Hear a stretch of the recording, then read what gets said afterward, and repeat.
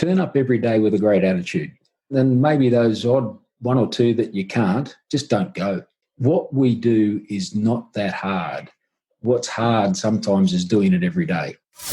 You're listening to Elevate, the official podcast of Elite Agent for real estate industry sales professionals, property managers and leaders. With thanks to our partner Connect Now, Elevate brings you the best tools, thinking and strategies to elevate your results. To download your written action guide from this podcast containing extra tips, links and shortcuts, visit eliteagentelevate.com.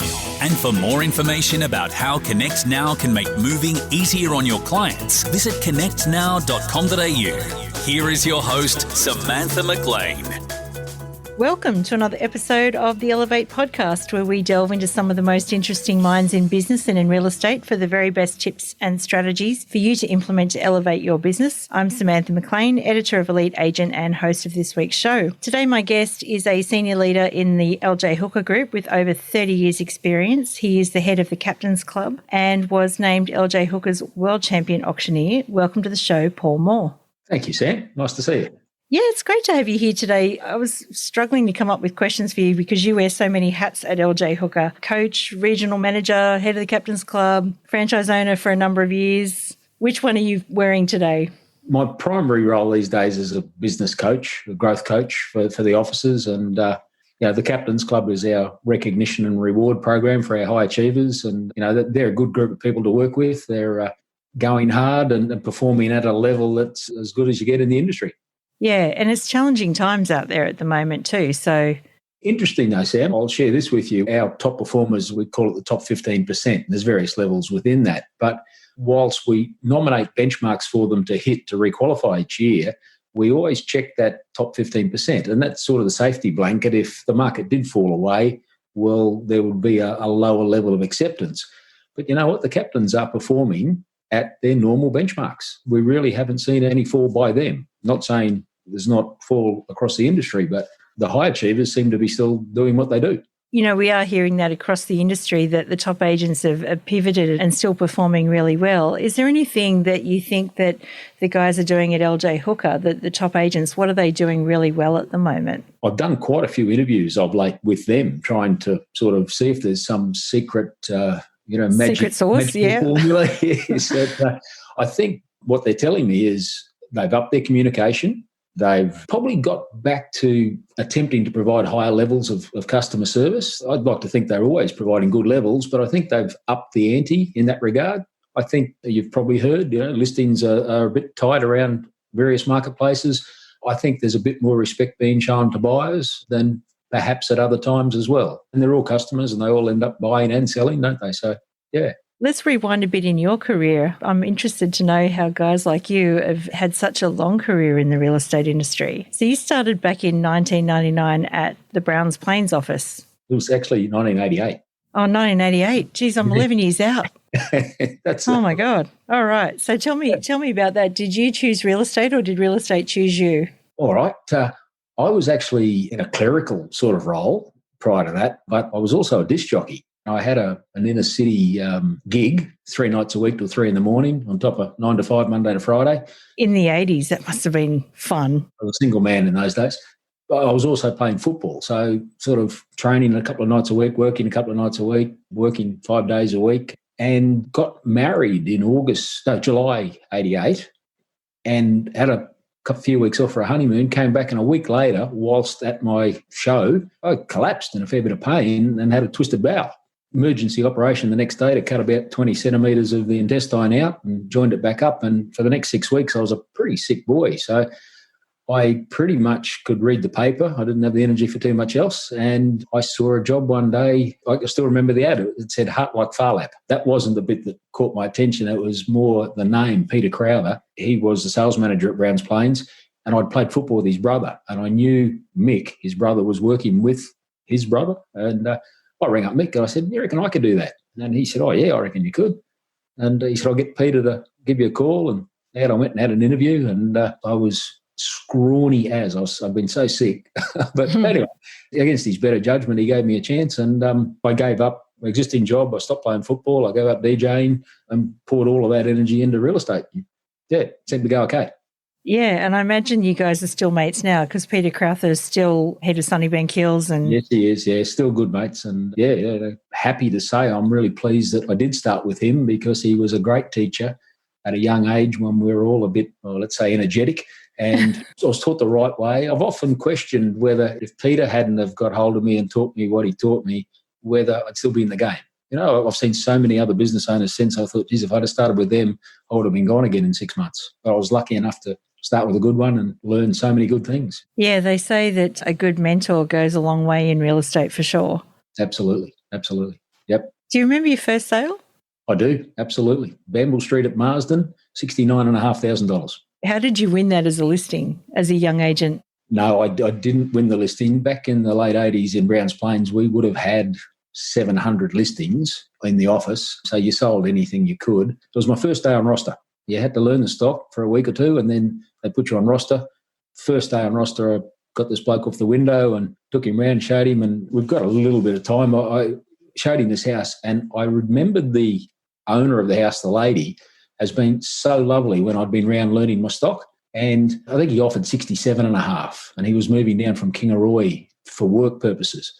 So she had told me she'd take 69.5 and that, 72 was the list price sort of thing, something like that. And anyway, so it was a Friday. I've organised to go down to present the offer. Peter and his brother Mick and a few of them said, well, we're going to the pub. You just go down, submit that. If she won't take it, just get it crossed out, put what she will and, initial it.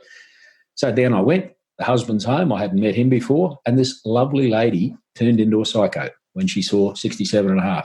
Literally called me for things I hadn't been called before or since. It was like someone flicked a switch. I sat there thinking, my God, what have I done getting into real estate? I told you 69.5. I said, well, look, we can just cross that out. And she wouldn't have a bar of that. Had to be a new contract. And so I tried to sort of explain. Anyway, husband finally, he hadn't said boo, very skinny little fella with a beard. He finally said, why don't you come down a bit? She threw a hot cup of coffee in his face, went out the house, down the stairs, stood in the middle of the street screaming like a wild person. I walked out to the top of the stairs with him. He was obviously hurting. And I said to him, I think I might leave. I don't think. And he said, yeah, it might be better that you do. And neighbours were coming out. And I thought, oh, geez, this is interesting. I drove up to the pub and the boys were all buying me beers and congratulations. I said, well, hang on. They wouldn't believe that happened to me. They said, no, that's ridiculous. It's only $2,000. What are you talking about? Anyway, long story short, we did sell it for her, but I had to go and had to drive to Kingaroy to get a new contract signed. That was certainly a baptism of fire too. And obviously, you're dealing with people in their homes, so you see a lot of that sort of thing as an agent. Yeah, no, it was fairly memorable. So that's why I can still tell that story. And before settlement, she was ringing the office and she was going to ruin my career and she was going to get rid of me. And I think she was a bit nuts. But anyway, hope she got on with life and did all right. They stopped putting the calls through to me. I was getting a bit traumatised. Yeah, I could, and you still went back. Yes. Yeah. Oh, yeah. Well, that's the training. Yeah. Do you have any advice for younger agents? Because you always come up against strange situations with people like that. What's your advice to younger agents if they haven't sort of hit that sort of thing yet? What I strongly advise is the more emotional someone else gets, the less emotional you get. Yeah. You slow down, stay calm, stick to the facts, give them some options and just see where you can lead them. Steady as she goes and listen to what they, why it is that they're getting like they're getting. When you see people in real estate mode, money is a big thing for them and it can bring out that irrational side. I think I can just go to ice if I need to when people get like that and it just seems to help calm them down. Yeah, and if that fails, know how to duck. Another really quick story, and I won't give you the whole story, but I sold a block of land for a truck driver one day. I'd been dealing with his wife all week. She's a florist. She said, he's an interstate truck driver. He'll be home at 5 o'clock on Friday, I think it was again. So I organised to meet at the house with the contract, and I reckon he'd taken quite a few pills to get himself home. And a massive man, like a foot taller than me, about 3 foot wider. He came into the house and, again, didn't have quite what he wanted on the contract. And he was chasing me around the table. I don't know what he was going to do, but I didn't let him catch me. No. I reckon some skills there are important in several careers, mine too. So you eventually became a franchise owner too. So when did you take the leap into business ownership? I did 6 years commission-only sales at the start there. Peter left Browns Plains 6 months after I started there and went up to Sunnybank Hills. He was offered a sales manager's role up there, and the office was really struggling. So he went up. His brother followed him a few months later, and I followed, I think it was, just before Christmas in 89. And again, Peter said, look, this place has the potential to be anything. And if you knew him, you sort of just say, yes, yeah, good idea. I just wanted to know about where I'd go make my next sale, to be honest. So 6 years of that, and it really did start to go quite well. But I observed him as the manager, in my opinion, not doing a whole lot. So I thought, I'm working pretty hard here in sale. I reckon I should get into management. So truth be known, I was a horrible manager when I first started because I was so naive and silly. But anyway, someone gave me a job. The first bloke I went and ran an office for told me all sorts of lies, and I was too silly to understand that at the time, so I didn't last there too long. Then another bloke gave me his business to run. He didn't tell me the overdraft was 30,000 over its limit when he put me in charge, but we got that back in the black, and he was a great man. He was also the man who taught me to auctioneer. So that was a good experience, even though it was a hard experience. And then about the time I was thinking I should get out of there was a corporate role came up. One of the area managers, regional managers had left. I rang up the state manager and I said, what about me? And he said, what about you? I said, I reckon I can do that. I had no idea what they did, but again, I thought that looked like something that might be worth doing.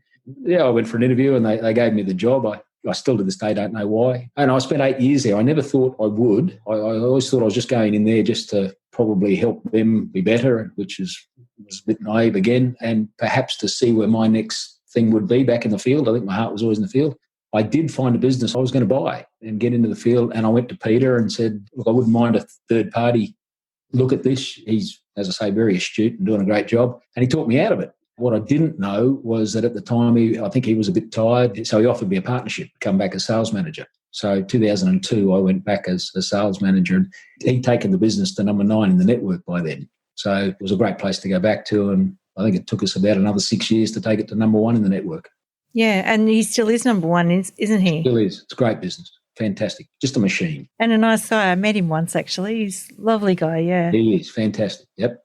So tell me about the habits of top-performing agents. So obviously you've seen a lot of agents both from a regional corporate office level and also from actually working as a sales manager in some of these top-performing offices. So what do you see as the non-negotiables for a salesperson right now? The traits, if I can just start there, they're consistently doing all the things that need to be done. They've got the discipline to say no to all that other stuff that go. Real estate offices are, I used to say to people, I actually run an adult daycare centre because you can have a lot of fun. You get a big group of real estate agents together. It can be a lot of fun every day, but someone's got to be focused on getting some work done. And the top people, they've just got that in them. They're better organised. They get into their calls. It's all about communication. They understand volume and they're prepared to put in the work to do that. You see so many others that have a burst and then they lay off, and then they might have another burst when they run out of money, but not the top performers for a number of different reasons, I think. But you asked what they do. It's, again, their communication. It's the courage to have those conversations that need to be had, done in a professional manner. But again, they're out there moving things along. Since sort of working with the Captain's Club members, we've done all sorts of, I guess, looking at what makes a Captain's Club person. It's not male or female. It's not a former career. It's not any particular education they may have had. They just get more done in the same time as other people. Just appreciate the value of their time and they do what needs to be done. Yeah, that's interesting, actually, because we've been talking a lot about time management and productivity in this program, Accelerate, that we've been doing with LJ Hooker. So let me ask you the question. Let's just say I reduce your working hours in a day to 3. Actually, I'll be generous. Let me halve them to 4 instead of a standard 8. And let's say you've got 12 things on your to-do list at the moment, but you've only got 4 hours to do the things that you must do. So as a salesperson, what do you think they are? I call it the production work. The production work is, who are my future sellers? You've got to be talking to some of them every day. Your current buyers that might be ready to perhaps take some action, whether you can get them back for a second inspection, whether you've got a new listing you can show them, etc. And then I just think all salespeople need to be finding some new contacts consistently too. That funnel that everyone talks about, you've got to keep topping up the funnel. If you don't keep adding new people in, you won't ever see growth. So that's where the real focus has to be. Yeah, absolutely. So let's move to one of your other passions, which is auctioneering. So you've called over 4,300 auctions for LJ Hooker. As of last Saturday, 4,344. Well, there you go. I'm closer on that one. Thank goodness. Do you have a most memorable sale? You talk about the ones with the 30, 40 and 50 bids and all the fun that they are, but probably, the ones where I'm working with newer salespeople and they come and say, oh, look, just pass it in. And you say to them, well, no, hang on. I want you to go to this person and say this and then come and tell me how they react. I'll be watching, obviously, and putting deals together that perhaps others might have struggled to do. And then, seeing the look on their faces and knowing that they're going to continue to then go out and preach the auction system to people. That, I think, is where I get a lot of joy. Yeah. So with the auction system at the moment, there are a lot of other methods of sale that we find out there at the moment. Do you still believe that auction is the ultimate way to sell a property? Absolutely. And I just think there's a whole lot of people in this industry that, for whatever reason, they overly complicate things. To me, if you're going to sell something with a price, put a price on it. That's fine. It's a great way. Plenty of properties get sold that way. If you're not, take it to auction and run the process properly. Get someone who does know what they're doing with the process to help you with that and do it. And everything else in between is just someone trying to cut corners or not prepared to have the conversations. Or I know salespeople who say to me, oh, I just don't want the stress. I think to myself, well, isn't it more stressful to take 8 weeks to sell something when if you amped up your energy and got good at this, and you had them turning over in 3 and 4 weeks on a regular basis, why wouldn't you take that option? But maybe I'm biased. Yeah, no, I definitely think, there's room for all different types in all different markets, because we've seen Australia particularly is not just one type of market in one type of area. Being someone who's been calling auctions in the suburbs of Brisbane for as long as I have, when I started, it wasn't accepted. It wasn't anything anyone wanted to know. There weren't shows on TV. We really had to fight against the tide to get it up and going. But these days, with the help of it being on TV, a lot more people coming from the other states who are more used to the method. There's a whole host of reasons. I'd love to think we've got better at it as well. But there's just so many good stories that you can share that just would never have happened any other way. Last weekend, had a gentleman whose wife was in a home. His 2 mature age daughters were with him.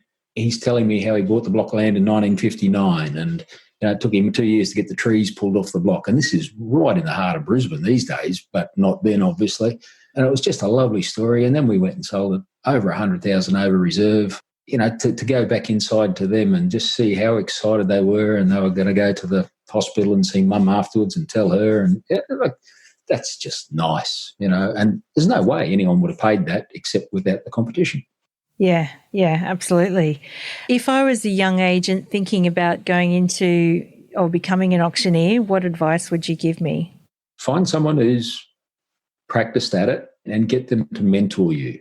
There's too many young auctioneers that, like you can go to the Office of Fair Trading in various states and get a license pretty easily, I think, having stood there for 6 practice ones or whatever the number is these days. The bloke who taught me, Pat Moran, I mentioned him earlier, he used to drive a big Nissan patrol wagon. I used to get in there every Saturday for a year and drive around with him. And, we previewed every auction, we reviewed every auction. All I did was call the terms and conditions for him for many months, and gradually he worked me into it. But we can all see someone put up their hand, we can all hear someone make a bid, but we can't all sense what they're thinking, even when they don't realise it themselves. That's a skill that you grow over a period of time. I, again, feel very blessed that Pat put a year of hard work into me, and some of the conversations we had in his truck in between auctions is some of the best stuff that I ever learned. Yeah, because it's not necessarily about adding up or being funny. I mean, both are important, right? But it is about being able to read that person when there's more there or not more there, or, yeah. And knowing that the person over on the right who hasn't done a thing yet is just sitting back waiting, and got to draw them in at some point, and you're not rushing to close it down when they haven't had a chance. And, 1,000 scenarios, but So if someone wanted to do it, I would hugely encourage that. I think the auctioneers fraternity probably don't want a whole lot of more competition. It's hard yards out there, but it's fantastic. It keeps me sane. It keeps me in the field every weekend, dealing with real people. So I think a lot of what I do corporately still has a sense of relevance. I haven't been sitting in the office for years not practicing. I think that makes a difference. Yeah, definitely. And the agents also must feel like you're in the trenches with them as well. As I say, I absolutely love it. I'd crawl over broken glass to do it. Interestingly, I mean, COVID's changed auctions slightly, or it's not so bad in Queensland now. We had plans to move to Queensland, but Anastasia won't let us in. Not a word. Sold the office. I'm not sure what we're doing now, but how have you seen COVID change auctions where you're at?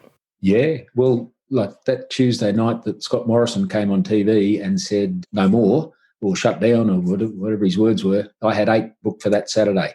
Wow. So Wednesday was a whole lot of phone calls to a whole lot of people. I decided that Damien Cooley's Auction Now platform, I liked the look and feel of that. Damien was good enough, myself and a couple of others in our team. He gave us a good hour or two's training on the Thursday. And on the Saturday, did 6 cancelled, but 2 went ahead. We sold the first one under the hammer, talking to the back of a phone, I call it. But, it was a different experience. So we stuck at that, but to the point that now I'm doing them on-site and online. I've continued to use the program. I think there's a lot of benefits from a compliance point of view, from a registration point of view, from a record-keeping point of view, from a participation point of view. There's still people who don't want to come and stand in a group at an auction. And then there's always the interstate and external people that makes it easier for them to participate. So as an auctioneer, I would prefer to have people in front of me that I can eyeball and get a better sense of what they're doing. But this is a nice complement. And so we've kept using it and plan to continue to do so. Yeah, I guess I hadn't thought about that actually, but the participation angle, I suppose you could actually sort of reflect on that. You could look at who had participated and then look at what the campaign was like and then make tweaks based on whether it was highly participated in and a good campaign, and then you really do know what good looks like in an auction. Yeah, the other thing about it, people can follow the auction. So at the end, you can print out a report. And the number of times I've said to the salespeople, look, there's 4 or 5 or 6 people who've viewed that auction. There's their email address and their mobile phone number, and they say, oh, I don't know any of them. So, well, I'd be making a call there. There's something going on, so it's finding a few more contacts as well. So, yeah, as I say, a lot of benefits. And I say to everyone, if a silly old fellow like me can embrace this and use it, what's wrong with the rest of you sort of thing. Yeah, absolutely. Although I wouldn't say you're silly or old. When you look back over your career, is there a particular moment or experience that stands out for you? 2010, we had a conference in Thailand, and I'd competed in a few auctioneer competitions. I had been competing for probably 7 years in various different ones, but I won the LJ Hooker International Auctioneer. That was the 4th time I'd done it. They'd created a bit of a memorial award for anyone who'd won it 3 times in a row. The office was the number 1 office in the network, and we're the top sales office in the network for the first time. And that was pretty special. That was sort of top of the mountain stuff. So, yeah, and a lot of hard work had gone into the business, my own personal career, to have that all there. I took my wife and daughters over to this first time I ever take them to a conference. So they sort of got to experience that at an age where I think they appreciated it. So probably the real highlight for me. Yeah. Yeah, amazing. So some general advice questions for you for some of the newer agents in the industry. What is some advice that you would give to younger people that are just starting out in real estate right now? You've got to understand if you're starting out new, wouldn't matter what marketplace you're in, there's going to be some people who are doing well and have experience and have reputation, and coming up against them is going to be hard work. So if you're going to do that, if you think you're just going to go out and match them with what they do, you're probably not getting it right. Got to go and find the ways to, have a perception of activity. And that is getting out on the streets. That is getting involved in your community. That is being on the phone more often than not. That is doing market updates and appraisals as often as you can for anyone you can. And your energy level has to be through the roof, because what you lack in knowledge, you've got to overcompensate with energy and enthusiasm. As your knowledge and experience come up, if you can maintain the energy enthusiasm levels, well, you've got it all. If that drops a little, well, that's all right. Experience will help out. But you've just got to find a way to get on the shopping list of all of these people who are out there, not necessarily in real estate mode, but their receptors are sort of taking note. And when they come into real estate mode, if you leave it for them to do some research with the likes of REA and Rate My Agent and these types of things, well, there's 2 or 3 people that are going to come up every time. Now, the good thing is we know those 2 or 3 people, as much business as they're doing, they're not doing it all. So there is opportunity. So if you can get yourself on the shopping list and get invited out and get crushed every time you miss a listing, but understand it's going to happen and just get through that period, well, it's amazing how you can get momentum thereafter. It does seem like that. I was just talking to someone the other day that said your first year might be not so great, but then after that, if you've put in the hard yards, it gets a bit easier. And the other thing is these days, get all your contacts into your CRM and embrace all of the marketing opportunities, social, digital. That is just so clever what you can now do to expand your world far quicker than at any time in the past. Embrace it, use it. If you can't get someone to do it and just do as whatever the lists are that they produce for you, do it. Do it. You can't mistake motion for action, can you? No. You just got to do it. So as a leader, what sort of advice would you give to people moving into a leadership role or who might be listening to this thinking about moving into leadership right now? I think business ownership, if you can understand that you are about to become the custodian of an entity, if you treat it as a living, breathing thing that you're responsible for keeping healthy and growing, you won't know it all. Play to your strengths. You've got to be the advisor, the consultant, the worker, the accountant, the strategist. There's so many different roles. There's very few people I've ever seen that are good in every area. Work out the bits that you are good at, pour your heart and soul into those, find good people to give you the advice in the other areas and learn. You've got to be all over it as a business owner. You can't not understand that things are going to change every day. Just when you think you've got a good team, someone leaves and goes to the opposition for no apparent reason. There's always a reason. But just when you think your marketing's going well, someone introduces something else and you've got to go and learn that. Stay ahead of whatever's going on. Quick little plug, being part of a group like LJ Hooker, well, a lot of that is done for you. So again, embrace the support that you're given by people who are good in those areas. So you've seen a few cycles, and this is sort of similar to some of the other ones that we might have seen, or maybe it's not similar, but what is your advice to people who might be doing it tough through this period? What we're seeing is volume of sales down. Prices really, I can't speak for everywhere, but prices aren't as impacted as I think the national media would have loved it to happen, would have been a bit more sensational for them. So if numbers are down, that might mean that a few agents in your area might just not be with us in 6 or 12 months' time. You've got to make a decision that you're going to be one of them or not, because the pie does shrink and grow at different times in your career, but you've just got to protect your slice and make a decision what your slice is and then do whatever it takes to get there. There are some years where, things are good and you have a successful year and you think, I'm doing it pretty good. The next year, if things turn like they have this year, you might have to do 3 times the work to make the same amount. That's a choice. So what size slice of the pie do you want and how hard are you prepared to work for it? Because it is going on out there. We look at all these figures. It's nothing like as dramatic as a lot of people would have thought it might have been. Yeah, even what the Commonwealth Bank said 30%, and then last week they revised it down to 12%, and hopefully they'll be revising it down again. Yeah, I don't think we're completely through it yet, but that's one thing about this industry. There are a lot of optimistic, hardworking people who just find a way, and that's got to be in your DNA, I think. And so if you're a bit defeatist and you're in the corner in the fetal position, go and find another career. There's easier things to do. What does the next 12 months look like for you? Do you have any future goals?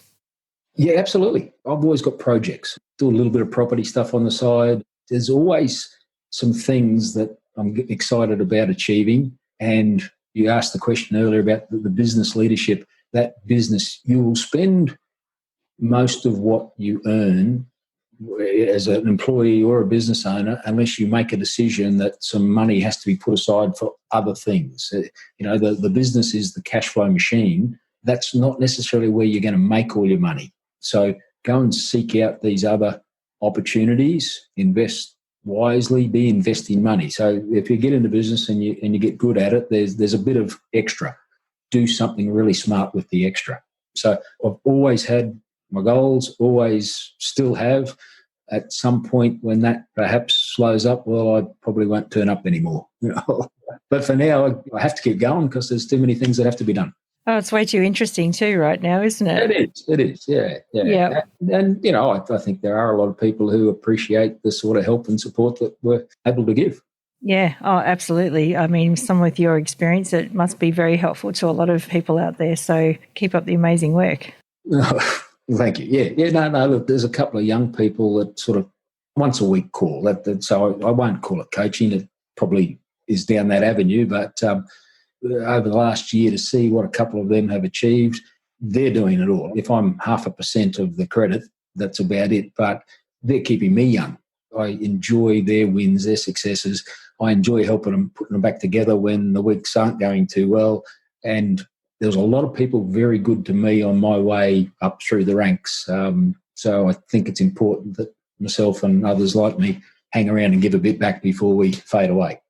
Yeah, absolutely. Well, it's been fantastic chatting to you on the podcast for sure. And thank you so much for sharing your knowledge and some of your experiences. It's been incredible. So if there was one thing that you would like everyone to remember or one thing that you'd like to leave our listeners with, what would it be? Turn up every day with a great attitude. Then maybe those odd one or two that you can't, just don't go. Turn up with a great attitude. What we do is not that hard. What's hard sometimes is doing it every day. So just turn up with a great attitude and do what you know to do. And if you don't know to do it, find someone who can teach. It's really not that hard, Sam. It's, have a conversation.